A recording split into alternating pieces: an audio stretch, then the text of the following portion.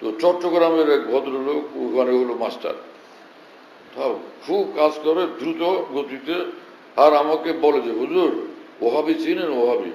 আমি বলি কি জিনিস এটা?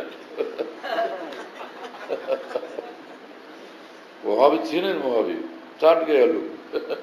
আমি বলি কি ওহাবি কি জিনিস, আমাকে বুঝে বলি ব্যাপার কি? বলে আরে ওহাবি ভালো না, বড় খারাপ। আমি বললাম কি রকম লোক তারা, কি বিষয় কি? বলে আরে হুজুর বললো না, একদমই ভালো না, এরা ভালো না। আমি বললাম মুসলমান কেন? হ্যাঁ মুসলমান তো।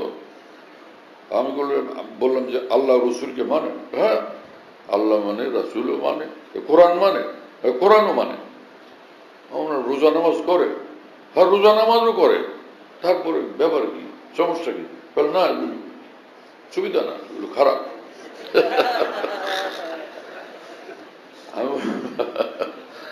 আমি বললাম যে কি ব্যাপারে, যে আল্লাহ মানে, রসুল মানে, কোরআন মানে, নামাজ পড়ে, সব করে, তারপরে না হুজুর এগুলো লোক ভালো না, রোজা নামাজ যতই করুক, আমল তত করুক, লোক ভালো না।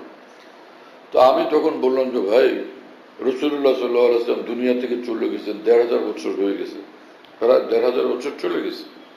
সেই তখন আবু লাহাব, আবু জাহাল আর কাফের মুশরিকদের এক একজনকে মুসলমান বানানোর জন্য কি জান কোরবান করে তিনি মেহনত করছেন।